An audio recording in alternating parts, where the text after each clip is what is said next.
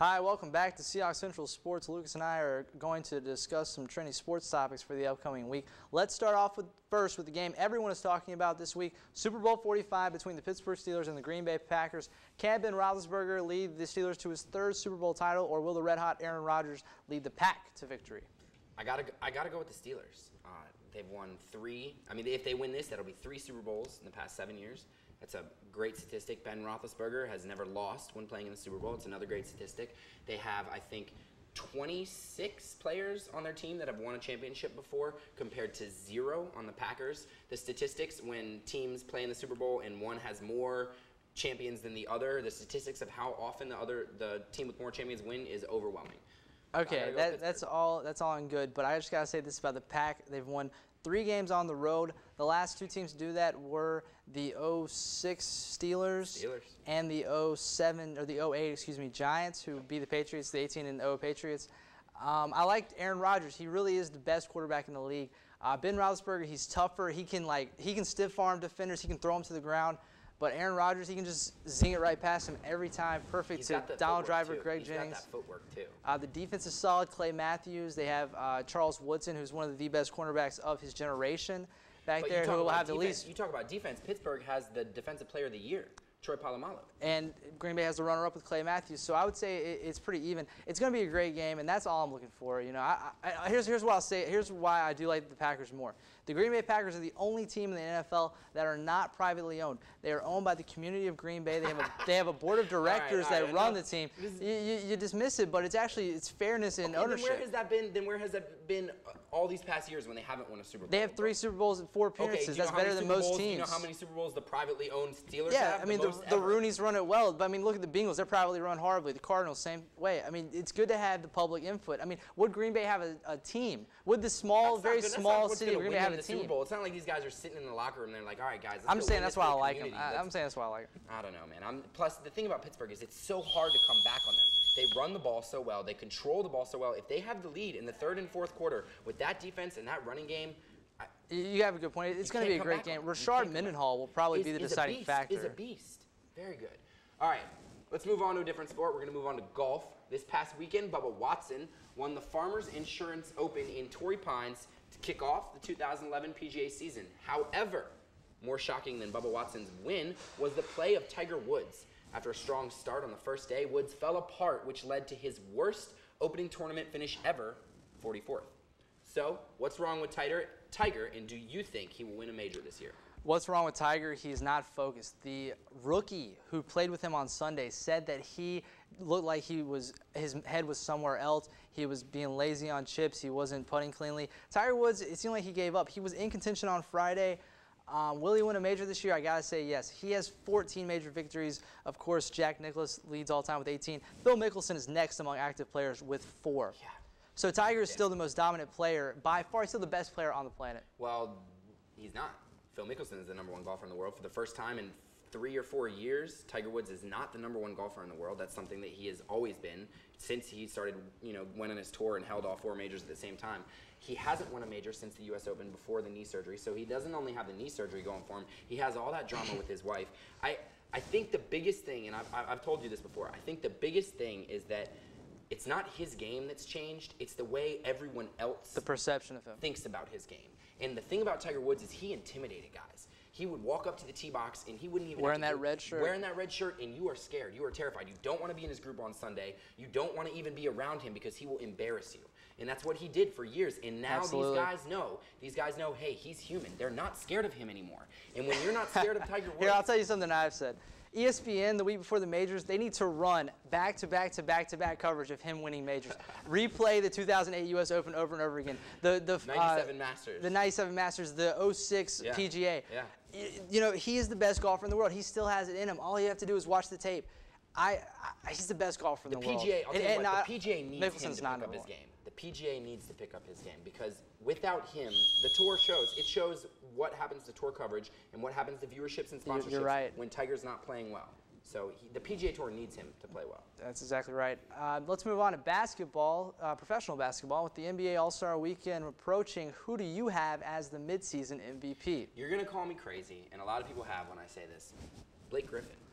He's not even on the TV. You know he doesn't need to be on the TV because he is on SportsCenter every night dominating. And losing. That atmosphere there. Losing. They're 14-7 over their past 21 games. What are they the 30 games before that? Right, you're right. They only have like 19 or 20 wins. But still, and they are in the West, and it's hard to contend. But they're in L.A. A rookie has never won the MVP award. And it won't happen. And he won't. You're right. He won't win it. But he has changed the atmosphere of that L.A. Clippers team. Those people used to be a joke. People do not want to play them now. That's true. He has Baron Davis totally rejuvenated, playing a completely different style game, looking like he did back when they were in Golden State when they upset the Mavericks in the first round. He really just the Blake show. He has sparked him. Did you watch him the other night? He's diving out of bounds just to save a ball. Who does that?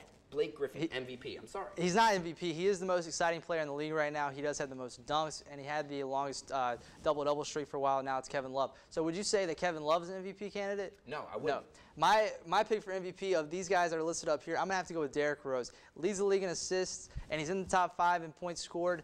He's a very electric player. He's almost like what Blake Griffin does at the power forward position. Rose does at the point guard position. He can dunk every night. He can shoot threes. He's clutch. I like Derrick Rose. He makes people around him better, too. Absolutely. Carlos Boozer, they're second in the East. Yeah, no, they're tied with the Heat right now. They are. They're a good team, and I think a lot of people sleep on the Chicago Bulls. But of these, if I have to pick one of these 6 guys, I like Kevin Durant a lot. I've always loved Durant, but I'm going to go Amari Stoudemire. Again, just like Blake Griffin, he changed the atmosphere in New York. They are the Knickerbockers. That's a great point. And he brought that back to them.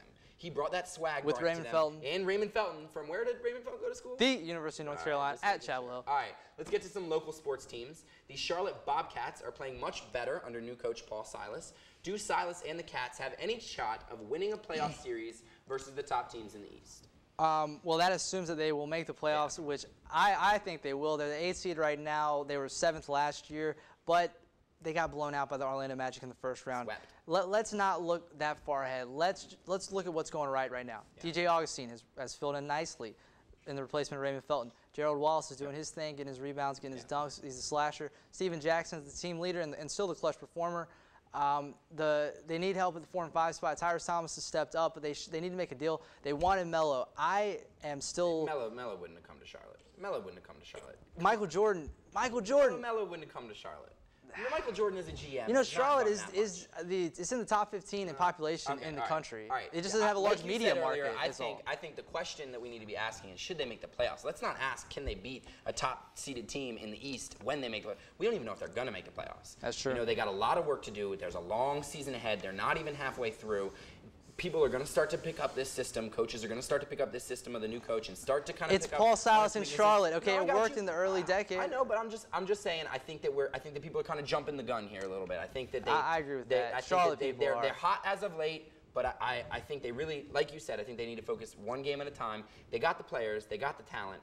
It's crazy though. Larry Brown couldn't do anything with them. Left him. You bring this new coach, and they're winning again. It's crazy. People don't respect Larry Brown like they used to as a coach ever since he was in New York. And yeah, I agree. People like Danny Nolan, Kyle Watts, these Charlotte people, the Charlotte Hornets fans. Well, shout out doing the name drop. All right, let's move to college games and the ACC. This past Sunday, those Duke Blue Devils were beat by St. John's in Madison Square Garden. Is Duke still the best team in the ACC? Yes, barely. We'll find out February 9th for sure. This is a to-be-continued question. Carolina has 2 games to play before they face Duke. They play Boston College on the Tuesday night before the show aired, and Florida State on the Saturday after the show aired. And I think they'll be both of them great warm-ups for the game against Duke. I think Duke is still the best, but Carolina is coming strong. I think a team you're leaving out is Florida State. A lot of people forget Florida State only has 1 loss in the ACC. They beat Duke. Florida State's never won the ACC. They never won an ACC tournament. All right, I'm not saying they won the ACC tournament. I'm just saying they're a team you need to throw out there. Carolina is the only other team in the ACC that is ranked, so I understand why you have them second. I don't think they're going to win in February. What about Maryland? You're a Maryland guy? I am not a Maryland. I am from Maryland, but I am not a Maryland guy, all right? My parents went to Carolina. They met at Carolina. I hate Maryland. Okay. I grew up 20 minutes from that campus. I cannot stand that school. College Park. When Carolina loses to Duke, I don't mind. Duke's, a great program, but Maryland, I can't stand that. But what I'm trying to say is Duke is going to beat Carolina first No. game. Yeah, well, they're going to win maybe that they're first in game at home. Cameron. They're going to win that first game at home. We'll see. If Carolina has a chance to beat them, it's going to be later in the season. Duke is going to finish the season. You throw out the records when those two teams play. It doesn't matter where it's at. Maybe you throw out the records, but you don't throw out how they've been playing and the way they've been playing. And I really just think Carolina, they still turn over the ball too much. They're still a little too inconsistent with the ball handling. Yeah, at the point guard position, they're really inconsistent. Barnes is really stepping up. That Miami game, he took over that game and won that game for them. He's really starting to do what people thought he was going to do. They're still a little inconsistent, though. I don't think they have the quality to beat Duke. I think Duke is a better coach team right now. I think you're right. And let me just say something real quick while I'm looking at this map. The inclusion of Boston College, and it's gone. The inclusion of Boston College and Miami and Virginia Tech into the ACC has killed the ACC. It's killed the ACC tournament, the format. It's killed the basketball. We'll keep that for another day because I totally disagree. We're at this camera. All right, lastly, to some college football. Yesterday was National College Signing Day as teams loaded up on new talent. However, one big puzzle piece left standing is the consensus #1 recruit, Jadeveon Clowney, who you can see here. Sources have said that South Carolina and Alabama are his top choices. Clowney will make his decision on his birthday, February 14th, Valentine's Day. Scouts have called him the best defensive prospect in years. So how important is National Signing Day, or is it overblown, and do you care where he goes? Okay, first off, I didn't know who this guy was until he was on the cover of ESPN magazine and I read about him. Me either. They had a great article. They took the top 25 #1 recruits over the past 25 years and kind of what did they do with their career and where are they now. One of them's in jail. One of them. 3 of them were undrafted. Yeah. Only 2 were the #1 overall pick coming out of college. That tells you all you need to know right there. Hines Ward was in that discussion, and he's a Super Bowl winner. So there is talent. There are talent. I just think that, like preseason polls and like early season polls in college football, you have no idea until they step on the field. You have absolutely no idea. And you talk about #1 and whatever, but it doesn't really matter because you got to get to the school, you got to stay healthy, you got to get into the starting lineup, and then you got to start making plays. There's so much that has to happen before this guy could be the next, Heisman. Well, yeah, he has to go through the training camps, the two-a-days, the practices. I think he'll be in the starting lineup wherever he goes. It'll probably be Alabama. If Steve Spurrier gets him, then that is clutch for the Gamecocks. Interestingly enough, his top school teams are where? SEC. Well, SEC, that's not interesting. That's where the talent goes, and that's what I'm trying to say. That's where the talent goes. The SEC, they just have a domination on this top recruits. Everybody wants to play. It's because how much money are these guys getting paid under the table? All right. Cam Newton.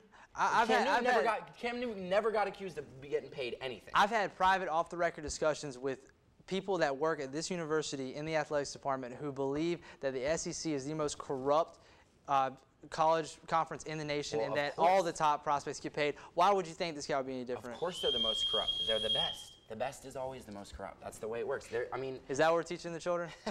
We're not teaching that to the children, but that's what's going on here. Yeah, all right, you're right. Well, that's all the time we have for today's show. We would like to thank Joe Browning, Dustin Miller, and the Communication Studies Department. We will be back in 2 weeks with more footage, more news, and more analysis. Have a great week. And remember to make it out to the games to support our Seahawks. Sayonara, Seahawks.